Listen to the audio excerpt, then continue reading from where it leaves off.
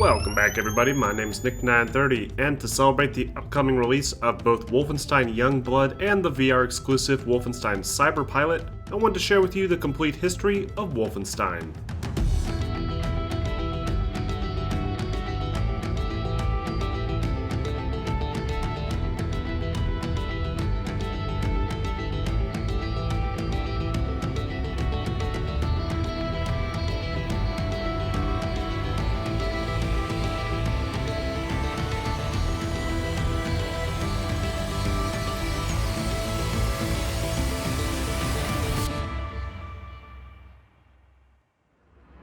Wolfenstein is best known as a first-person shooter franchise, often credited with the creation of the genre as we know it.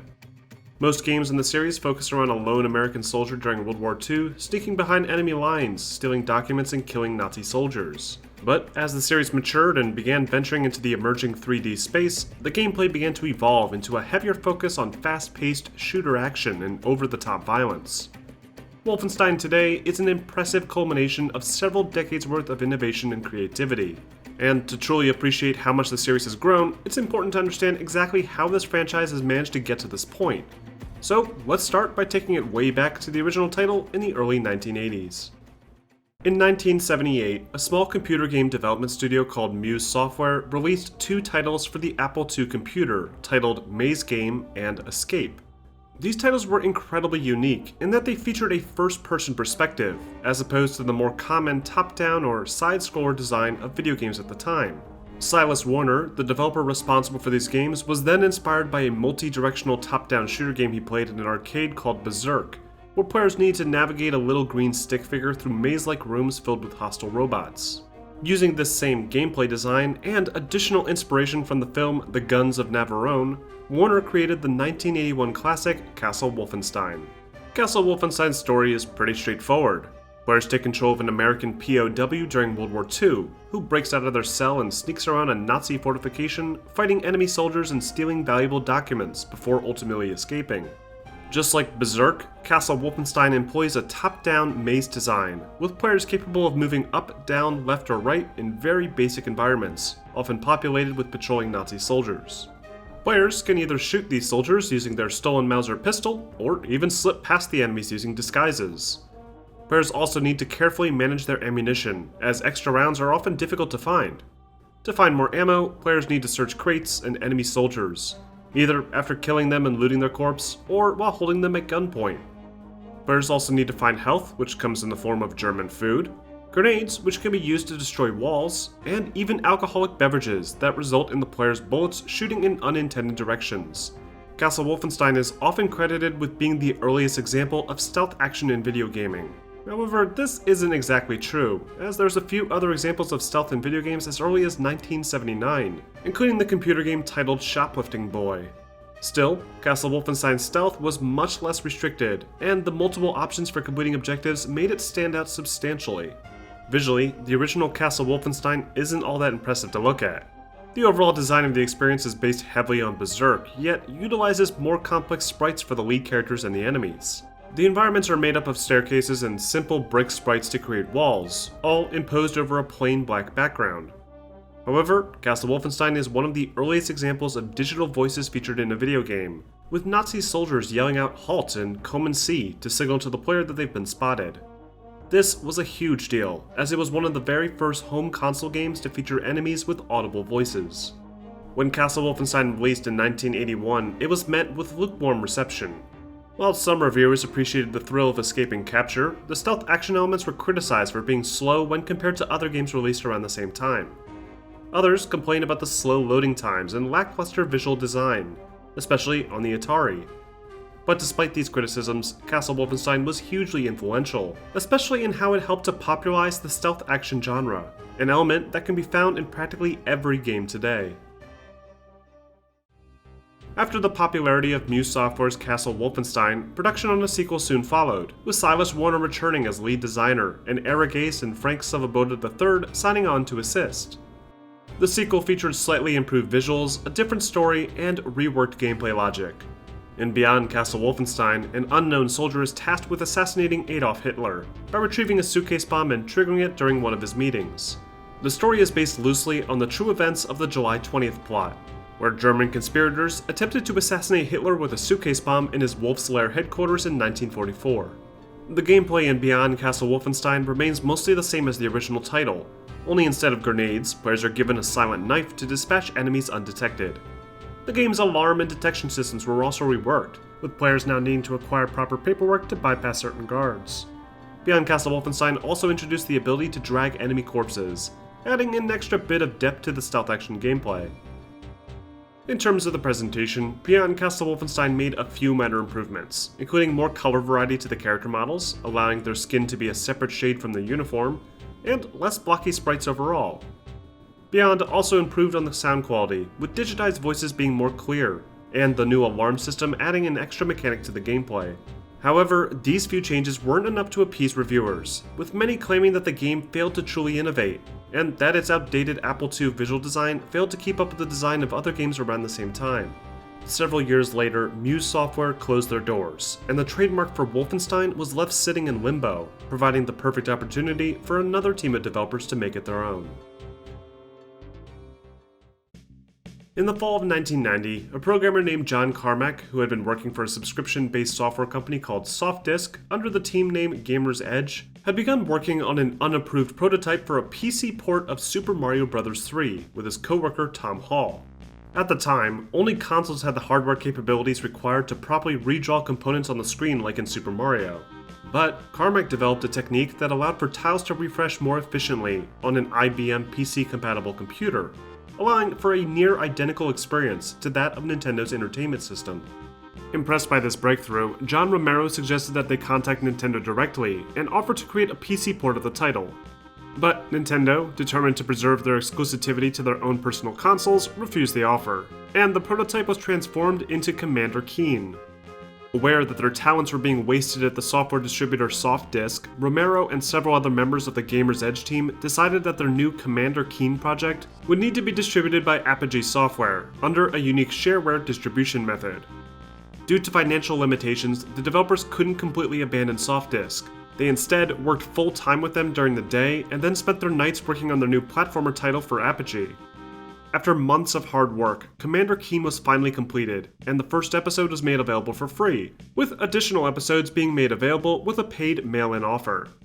Soon after being paid by Apogee for the game, the rebel programmers from Gamer's Edge, who are now referring to themselves as Ideas from the Deep, which was later established into id Software, decided to finally step away from SoftDisk, but were contractually obligated to complete a few more games before breaking ties completely.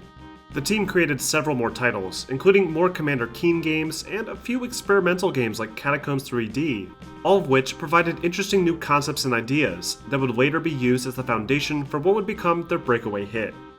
The team eventually agreed to go in a more mature route, and also decided to incorporate Carmack's unique raycasting 3D technology as the foundation for the experience, a technique that shares a lot in common with the 3D game design of titles created by Silas Warner. Due to their love for Warner's original Castle Wolfenstein games, they decided that the best course of action would be to develop a three-dimensional remake of the classic Nazi-killing stealth action adventure. And, after realizing that nobody owned the copyright to the Wolfenstein franchise anymore, they adopted the name for themselves and began expanding on the concept.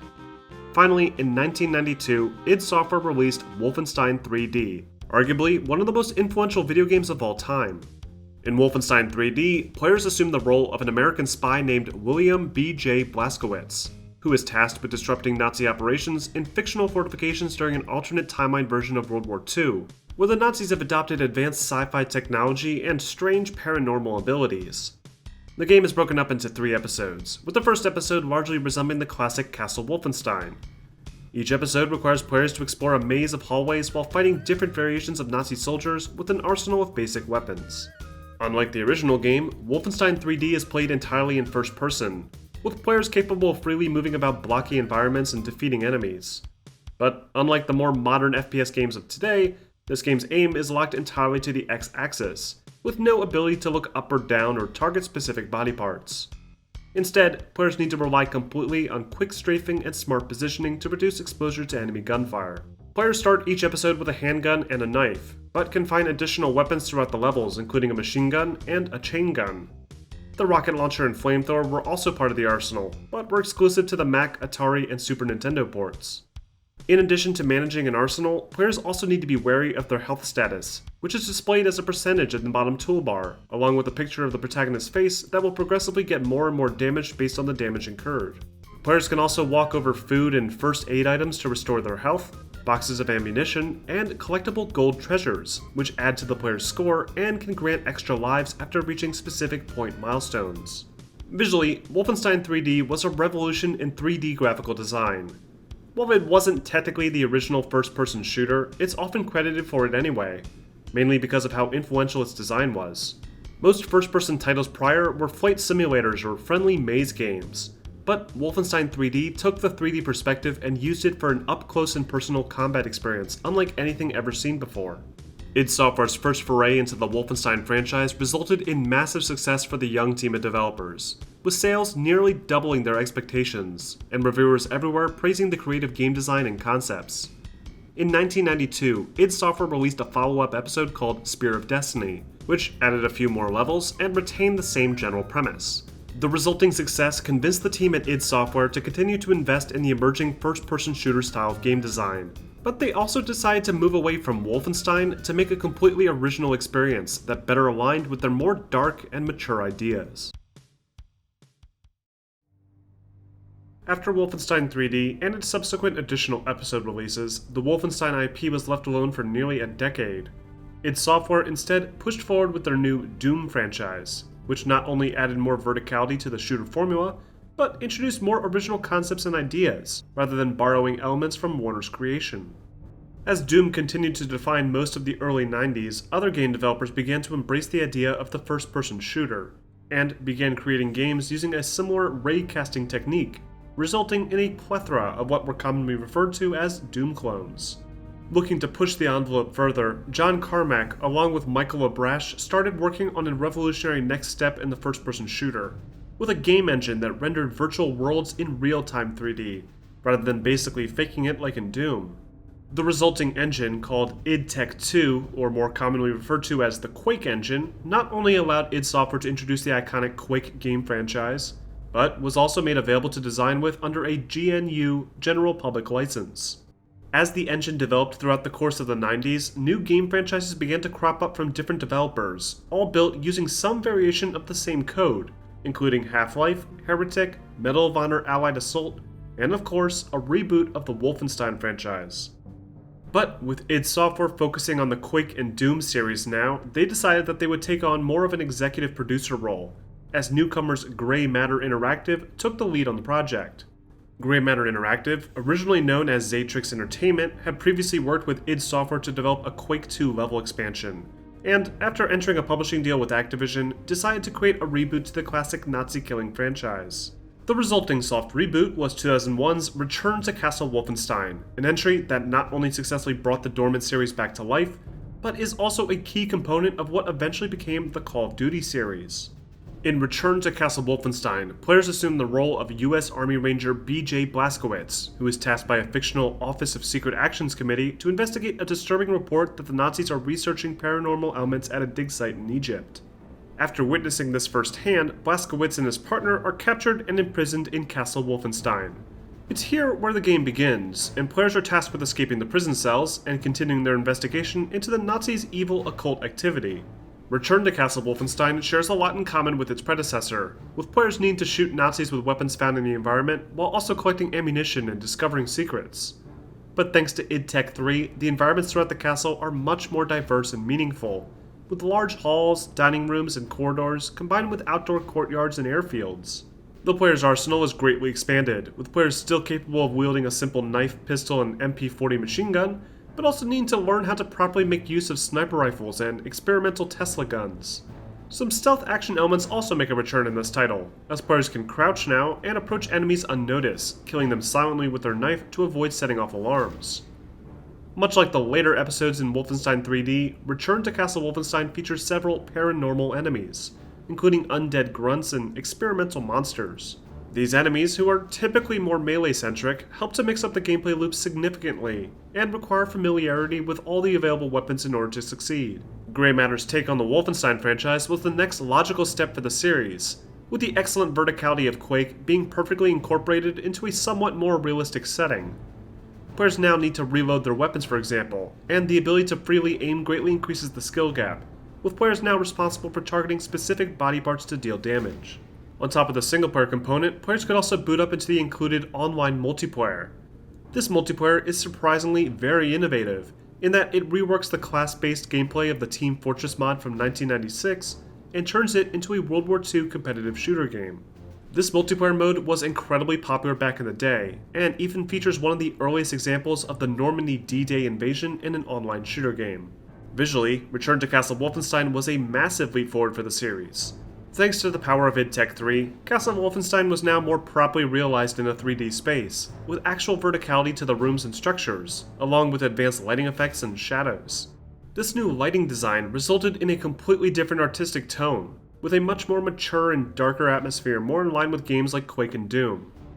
Characters were no longer represented as 2D sprites, but instead reworked as fully 3D models, with each type featuring unique animations and abilities. Return to Castle Wolfenstein was met with mostly positive reception, with many praising the well-rounded single-player campaign and extraordinary visual direction. But a good chunk of the praise for this game was directed towards the fully fleshed-out multiplayer component. This multiplayer was hugely influential, and paved the way for the creation of Call of Duty's iconic multiplayer design.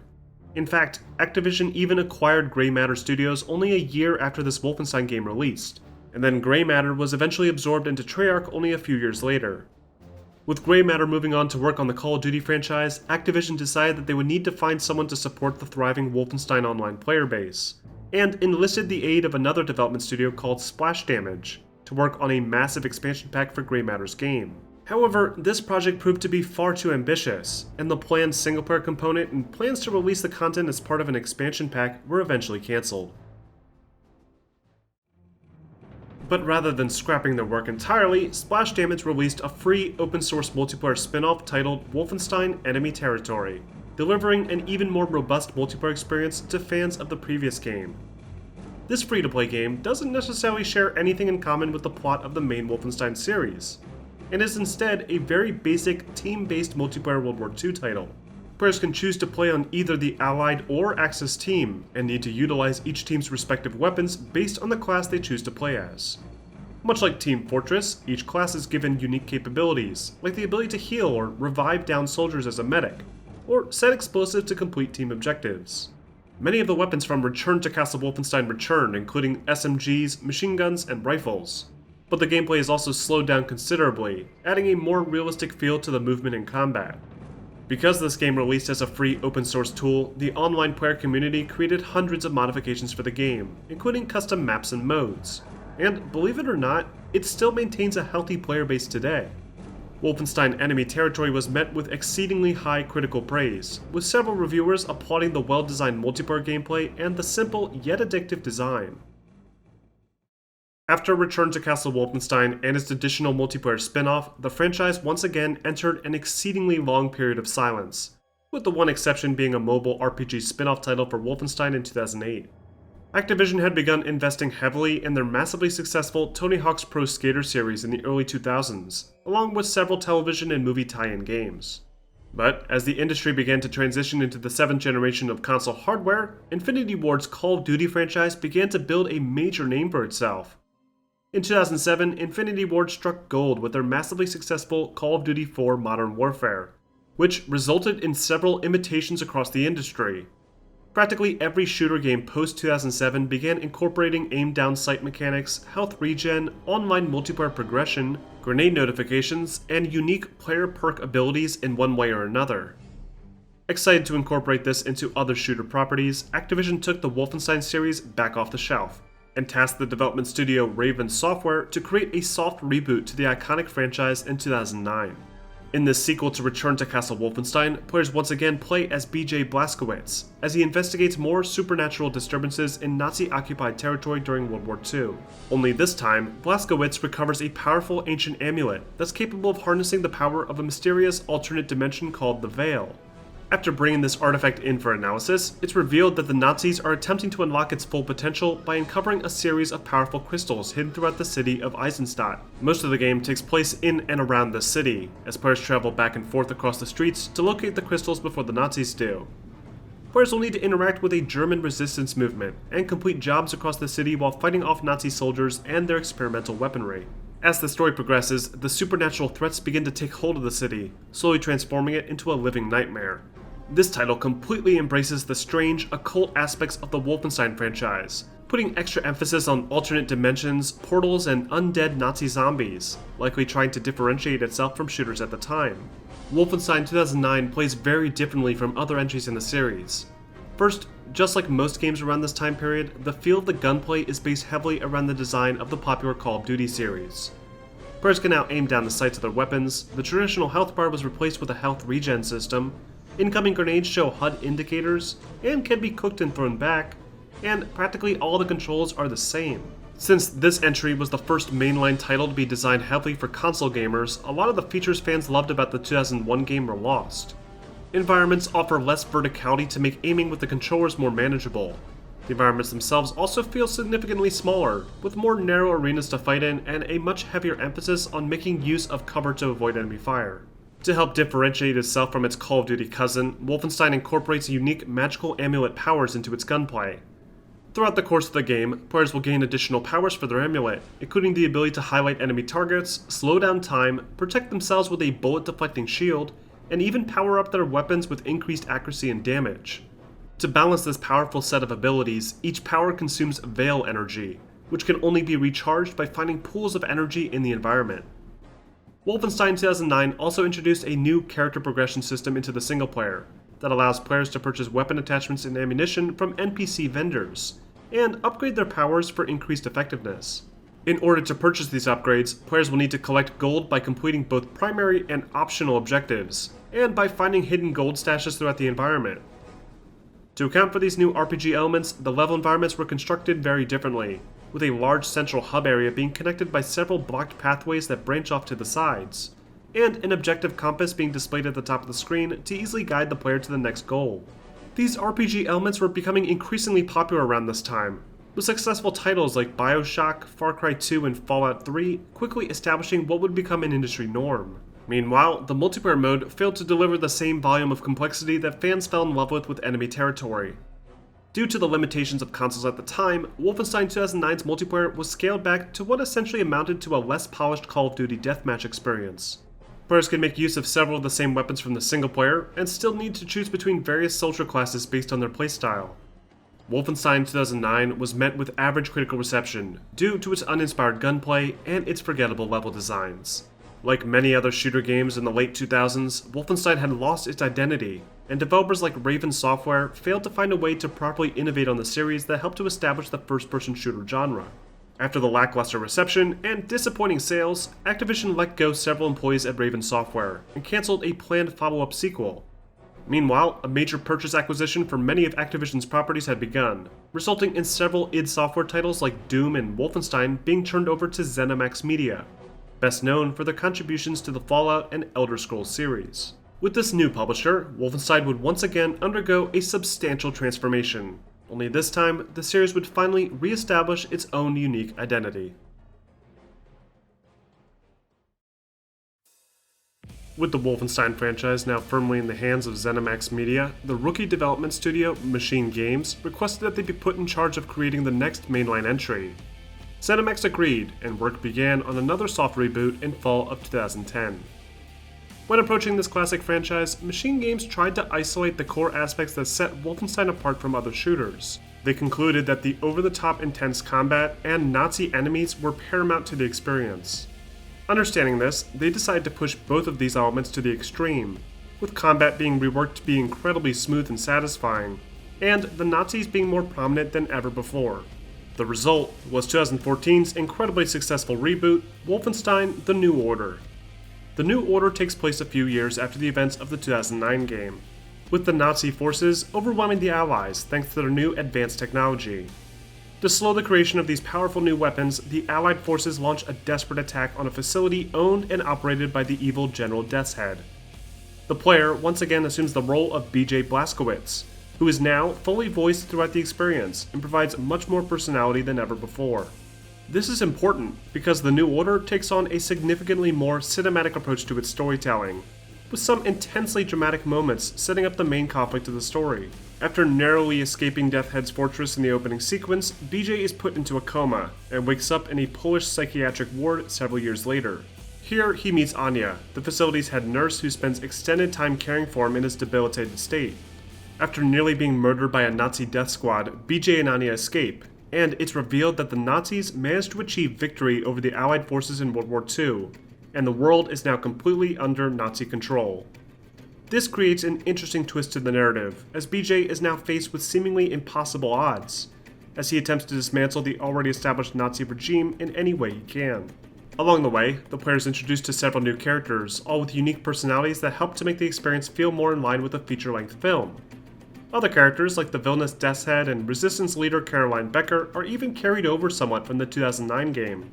The New Order's new direction in storytelling, excellent character design, and high-quality cutscenes help to establish an entirely new quota for the Wolfenstein franchise, and future games in the series would follow a very similar model.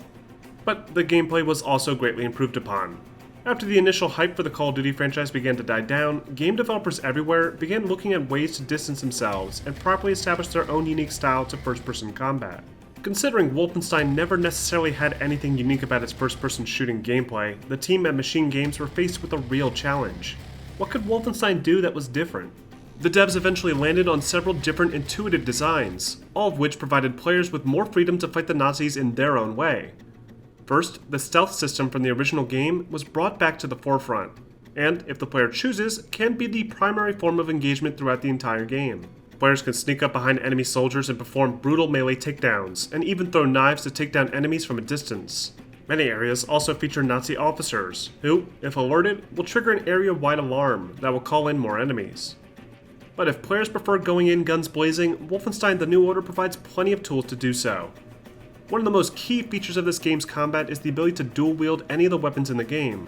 While not as accurate as wielding a single weapon and aiming down the sights, dual-wielding weapons like shotguns and assault rifles allows players to take down tougher targets significantly faster. And it also makes for some insanely satisfying multi-kill runs.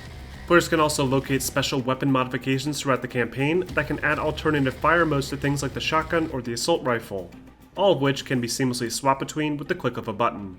Building off the progression design of the 2009 game, players can complete various challenges to unlock other improvements to their arsenal and character abilities, including extra ammunition capacity and faster reload. The level environments are once again much smaller in scope than the environments from the fan-favorite Return to Castle Wolfenstein, and because of this, a lot of the combat is focused around taking cover to minimize damage. But unlike the 2009 title, The New Order sees the return of the classic health bar system, with players needing to acquire both armor and health items to stay alive. To help make cover-based combat more fun, the New Order utilizes a handy leaning system that can be used to freely peek around corners by holding a button and pushing the movement keys in any direction. This freeform peek system allows for some truly creative approaches to enemy encounters, and makes the cover-based combat much more enjoyable. The New Order's weapon arsenal has also seen a complete overhaul. Players can destroy their Nazi enemies using several fictional firearms based on the new dystopian Nazi-ruled alternative future setting, including burst-fire pistols, large-bore automatic rifles, revolving shotguns, and even a crazy space laser. The enemies themselves have also been reworked to be even more challenging and imposing, with soldiers now being equipped with heavy armor plating and lumbering Nazi war machines taking center stage in many of the larger battles.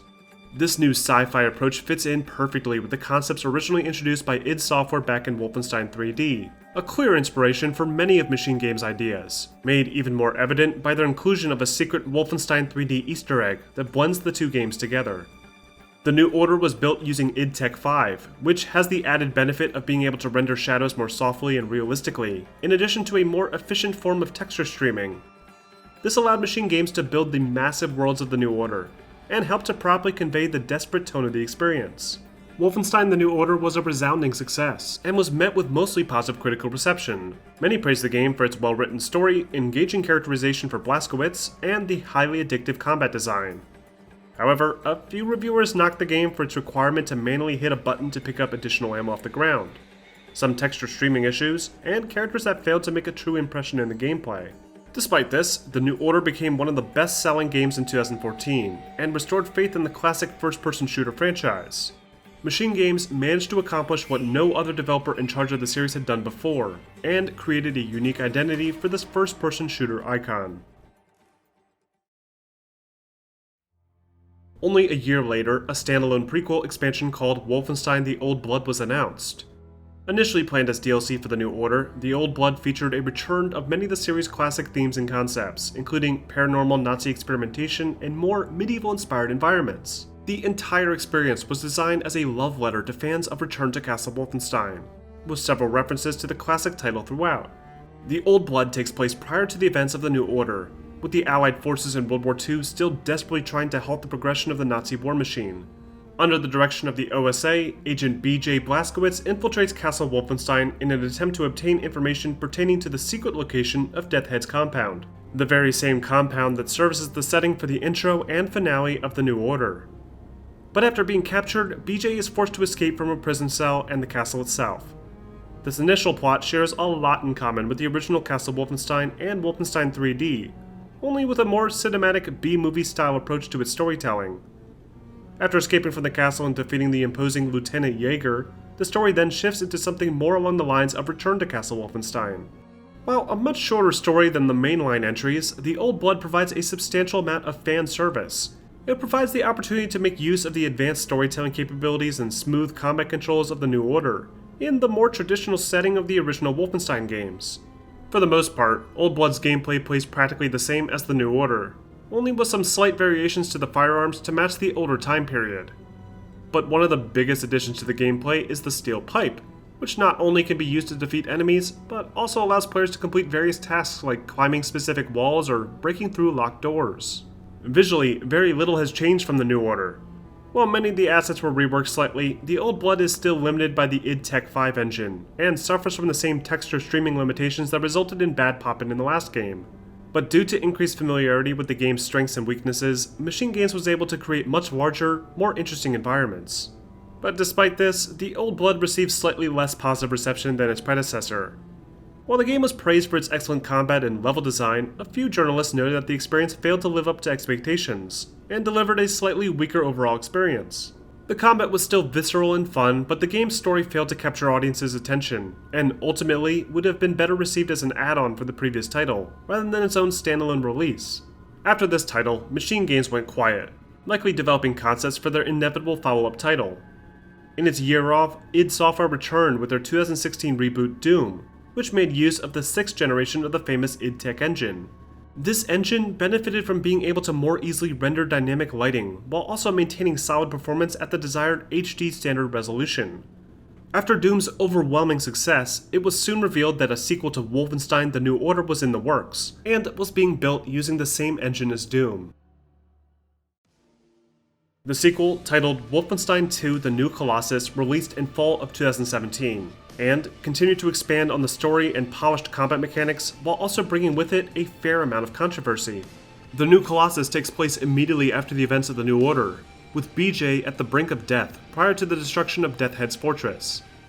Refusing to let their hero die, Blazkowicz's friends from the Resistance quickly rescue him and stabilize his condition. The player again takes on the role of Blazkowicz, and experiences various flashbacks of his childhood, not only providing some interesting backstory, but also painting a picture of what American society was like prior to Nazi rule, and why the American people would have surrendered the way they did in an alternate future. Eventually, Blazkowicz gets back on his feet, and after witnessing a tragedy like the one at the start of the New Order, returns to unapologetically slaughtering Nazis across the region. Only this time, the story follows BJ raising a resistance movement throughout the former United States, bringing him to Nazi-occupied New York, New Orleans, and Texas. The New Colossus again embraces the B-movie style of storytelling that made the previous games such a hit among fans, and borders on the ridiculous at times. But because of the increased focus on trying to paint a backstory for BJ, and an effort to greatly expand on the camaraderie between BJ and his fellow resistance fighters, the gameplay feels slightly scaled back than its predecessor, with less interesting environments to explore and less variety to the gunplay. Wolfenstein 2 features most of the same weapons introduced in the New Order, only with some cosmetic redesigns, and the ability to equip several helpful attachments thanks to the new modification system. On top of this, players can now dual-wield any combination of weapons, allowing for greater variety in encounters. Rather than fighting through the halls of medieval castles or the concrete jungles of the Nazi capitals in Europe, players in the New Colossus are forced to trudge through the desolate ruins of Nazi-controlled America, with environments being a culmination of destroyed buildings and streets. The enemies in the New Colossus are also more vicious, with more heavily armored soldiers to contend with in addition to more robotic enemies. The new Colossus also introduces a significant body kit upgrade partway through the game, allowing players to perform advanced actions like being able to barrel through weak walls, contort their body to slip through small entryways, and even reach high places by means of manually extended stilts. While interesting mechanics, these aren't introduced until much later in the game, and serve a much more practical purpose in the game's optional missions. On top of the 11 or so main story missions, players can also spend collected Uber Commander codes collected off of the officers in each mission to decode Enigma puzzles, which will reveal the location of high-value targets in various recycled environments across the US. These missions allow players to test their skills against more challenging configurations of enemies, while simultaneously earning more valuable loot like missed upgrade parts and attachments. Wolfenstein 2 marked a significant leap forward in graphical design thanks to the utilization of id Software's latest id Tech 6 engine. This engine, as I mentioned before, allowed for even more advanced lighting simulation on top of the texture streaming technique used in the previous iteration, allowing the developers at Machine Games to create much more impressive scenes with better performance. The new Colossus was met with mostly positive critical acclaim. Most reviewers praised the game's engaging story, along with its addicting Nazi-killing gunplay, but a few felt that the experience wasn't quite as innovative as The New Order. In the following year, Bethesda came out onto the E3 stage and announced the most recent entry to the series, Wolfenstein Youngblood, a direct sequel to Wolfenstein 2. But instead of continuing the story of BJ Blazkowicz and his Nazi-killing exploits, Youngblood features series newcomers Jessica and Sophia, Blazkowicz's twin daughters, who need to work together to locate their captured father in Paris. Unlike the past few entries, Youngblood is being developed by both Machine Games and Arcane Studios, the same group responsible for the more open-ended stealth action gameplay of the popular Dishonored series.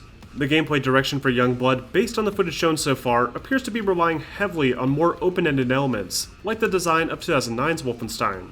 However, unique to Youngblood is the option to play the entire experience cooperatively with a friend. This new cooperative formula should theoretically increase the chaos and insanity of the game's excellent combat design, though it could also point to a potential reduction in the quality of storytelling, as most co-op focused titles aim to downplay the more narrative experience in order to keep players entertained while playing. But we'll just have to wait and see how Machine Games and Arcane Studios decide to handle this title when the game releases July 26th. On top of this, Machine Games also plans on releasing a virtual reality spin-off title called Wolfenstein Cyberpilot, which features a unique virtual reality experience based around a French resistance hacker that needs to take control of various Nazi robots to wreak havoc. Again, it's unclear how much of the well-received story will find its way into an experience that's geared heavily towards the unique gameplay, but we just have to wait and see how it turns out. And if you want to learn more about both of these titles, be sure to keep it tuned here for detailed comparisons and reviews in the coming weeks. The Wolfenstein franchise is probably one of the most influential video game franchises of all time. Not only did it help to jumpstart the first-person shooter genre, but it also is one of the earliest examples of stealth action-based gameplay in the industry. The original creator of the series, Silas Warner, has since passed away, but his legacy in relation to the Wolfenstein franchise lives on, with the talented developers over at Machine Games still carrying on his vision of a stealth action, Guns of Navarone style experience, combined with the iconic first-person shooting design that was perfected by id Software so many years ago. Like many of the game franchises I've covered, the series had a slight stumble through the mid-2000s, but has since returned bigger and better than ever before. But what do you guys think? Do you like how the series is progressing, or do you still prefer one of the older titles? Let me know in the comment section. And if you want to see more documentaries like this one, please consider becoming a member of my Patreon. Your support helps make these videos possible. Also, be sure to stay tuned to this channel for a full direct comparison and review in the coming week. And be sure to like and subscribe for more content posted every week.